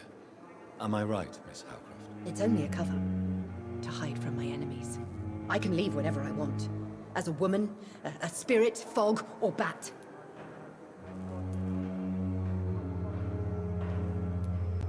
The staff here are not your enemy. They're here to help you, to care for you. I'm not speaking of the doctors in white. I'm speaking of the men and women who hunt me. For I am a vampire! I see. Don't worry. These people will not find you here. I'll personally make sure they leave you alone. Thank you, mortal. But do not interfere with them, for you are no match for those that hunt me. Who are these enemies you mentioned? Can you describe them? I cannot say for sure. But I sense their eyes on me from nearby. I feel them watching me every time I visit the garden near the morgue. And why do you believe you're a vampire? I don't need to believe anything. It is what I am. It is what I feel within this hollow shell of flesh.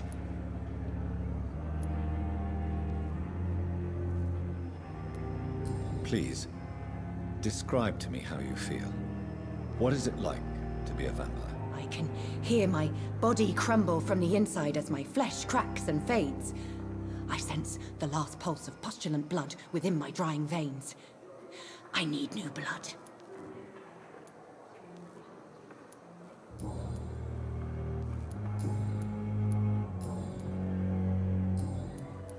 I'll leave you, Mistress of the Dark, to your nocturnal activities.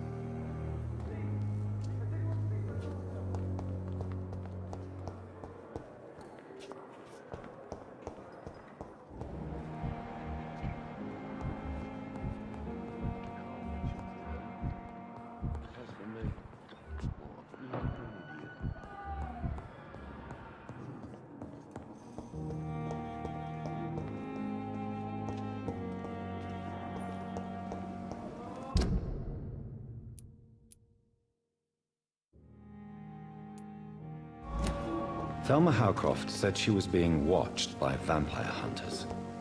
Where are they hiding? I should investigate.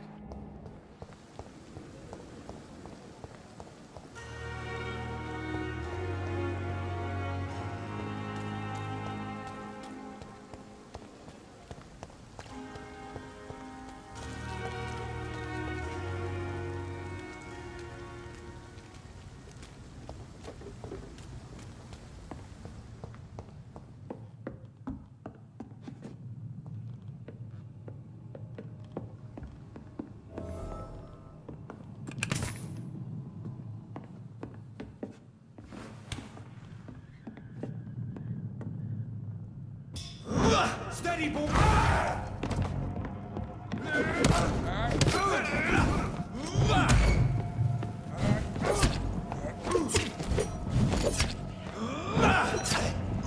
He's done for! Doesn't like fire, does it?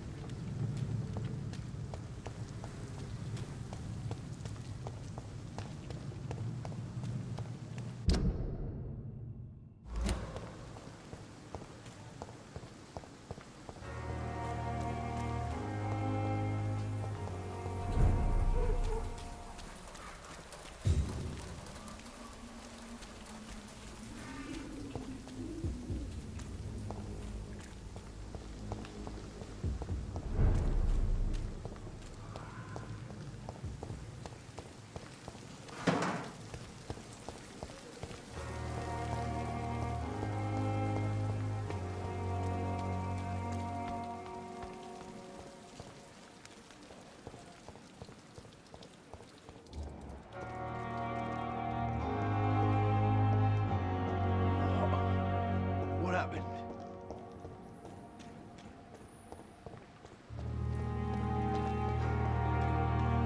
It's locked, all right.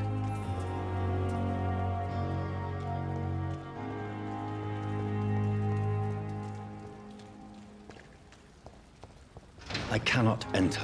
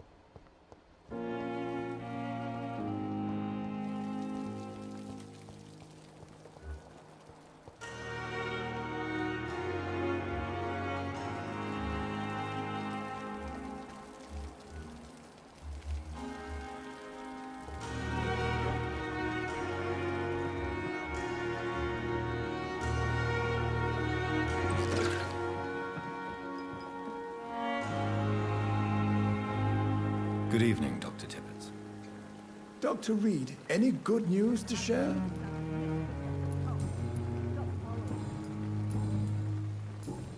Goodbye, Dr. Tippett. Good evening, Nurse Brannigan. Good evening, Doctor.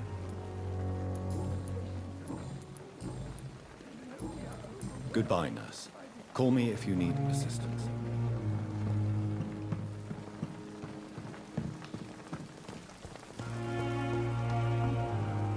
Good evening, Milton. Good evening, Doctor. Still trying to save lives?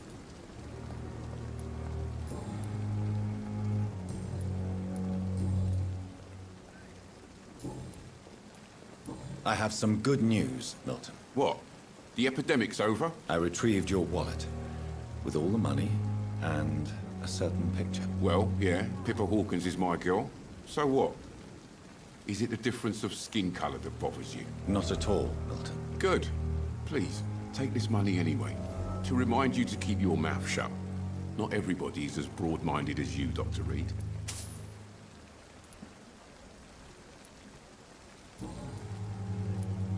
Why do you have such a mediocre reputation among your colleagues, Milton? Fuck them. Nobody knows the horrors I've seen since working here. This city was sick long before the epidemic, Dr. Reed. I know it's a difficult task, but correct me if I'm wrong. Is this not the job you are paid to do? I've seen babies left to die while their brothers were properly fed. Underage girls and boys sold to all manner of perverts. I'm sorry, I don't know what to say. Yeah, exactly. We lack words. So excuse me if I don't look on the bright side of life.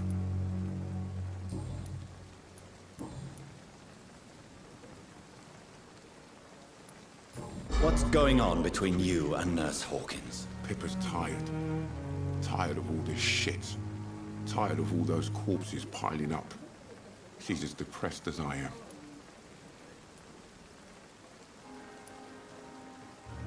During the war, I witnessed a few couples just like you come together in difficult circumstances.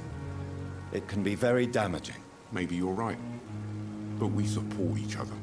And that's all that matters.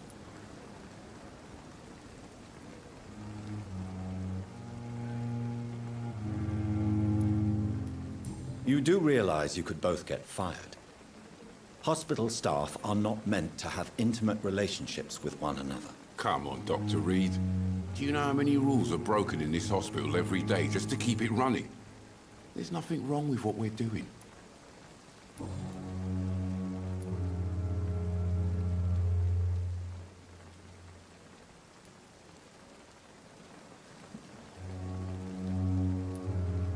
Admit it. Nurse Hawkins is more than your lover. She's also your partner in crime. Of course she is. How else could I tell which bed is free? I need to know that. Have you no shame? Don't you see this city is crumbling down? Today, people are ready to pay to get a hospital bed. Tomorrow, we may be fighting for food. Tell me why you're extorting money from some of the patients here. If a patient wants a bed, he'll have to pay me a little fee.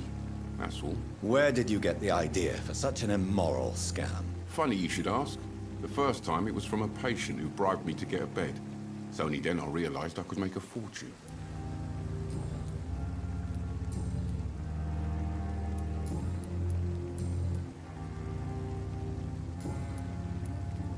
I'd like to see your goods. Wise choice, Dr. Reed. A reliable gun is what everybody needs these days.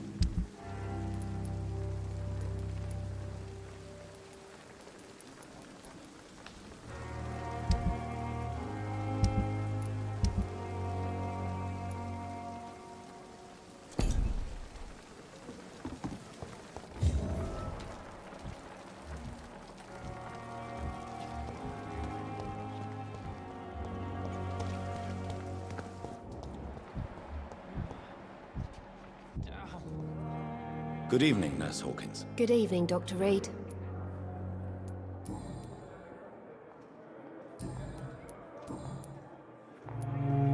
Pepper, I know you're very close to Milton Hooks. Yes. Milton Hooks is my man. If you want to report me for that, just feel free, Doctor. I have no intention of reporting you, Nurse Hawkins.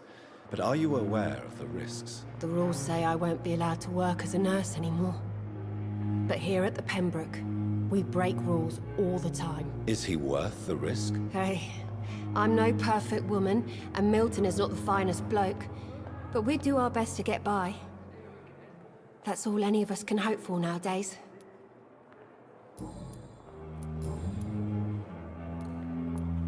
Milton cheats patients out of their money at this hospital, Pippa. Are you his accomplice? Yes, I am. Is this your definition of being useful? By abusing the sick and poor? No. It is my definition of getting out of this useless life once and for all.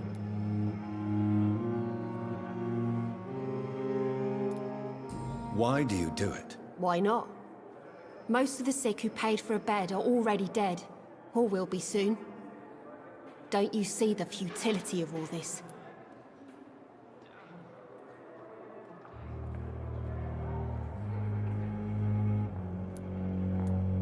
You put a price on hope. This goes against everything you swore to uphold as a nurse. Report me then, Dr. Reed. Report the little nurse and keep on lying about the surgical errors, the wrong dosages, and diagnostics that we all covered for the sake of our colleagues. Whose idea was it? What difference does it make? We did it together, and I'm guilty as charged. Answer my question. It was my idea first, even though Milton would say it was his, to protect me. Pippa, are you sure you want to leave this hospital? To become a nurse was a little girl's dream. But in the end, I don't feel that useful. I want more. I want to make things change.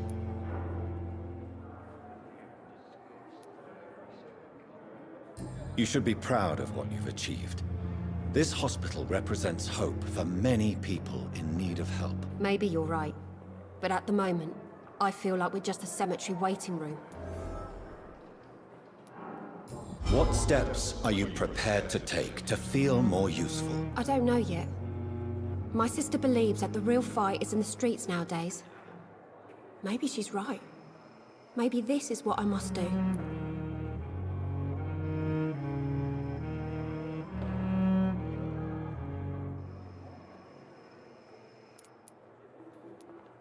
And what about Milton Hooks? Does he share your point of view? For Milton, any change means more comfort and more peace. I disagree. If you feel that saving lives is not useful enough, perhaps it means that you've lost faith. On the contrary, my faith has never been stronger. Maybe we are all just too proud to face up to the fact that science cannot compete with God. Goodbye, Nurse Hawkins. It's here again. Good evening, Mr. Elwood. Evening, Dr. Reed.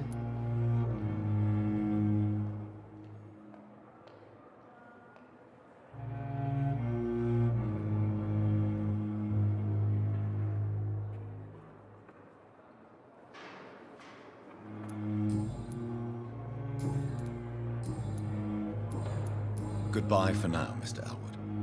Here with disgust on every street corner. The daily routine.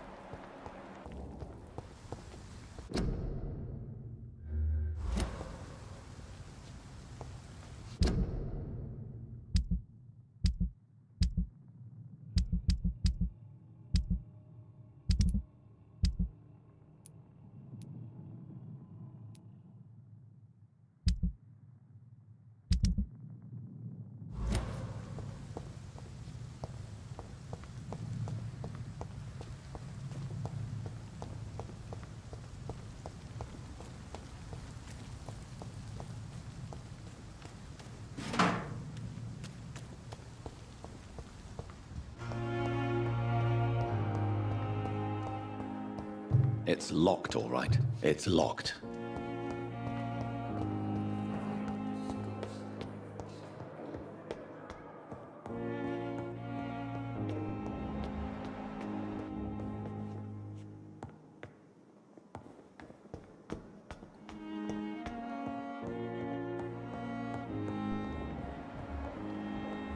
It's locked, all right.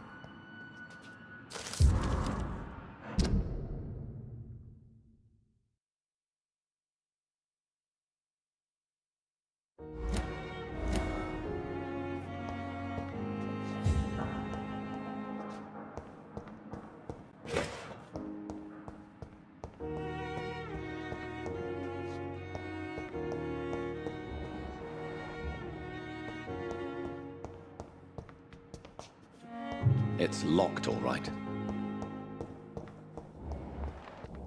It's locked.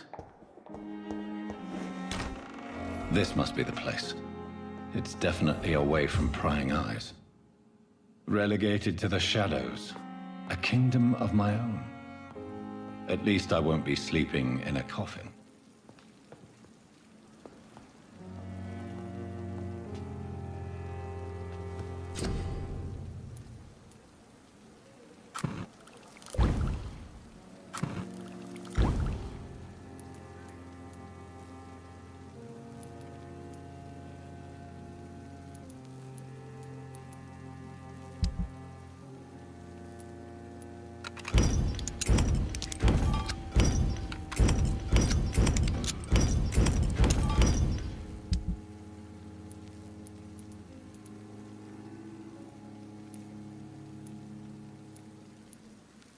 William Bishop's blood is much more unstable than human blood, and the sun is about to rise. I can feel it. I'll continue tomorrow night. I have so much time now.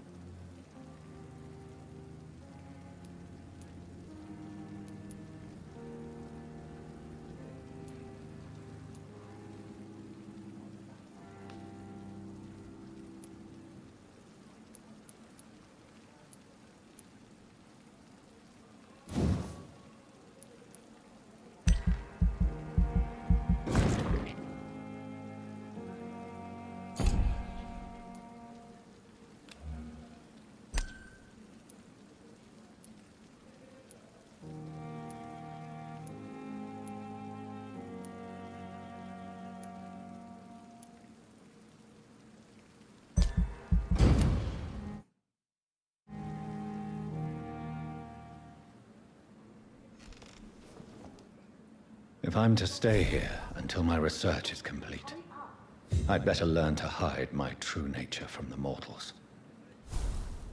But what about my thirst for blood?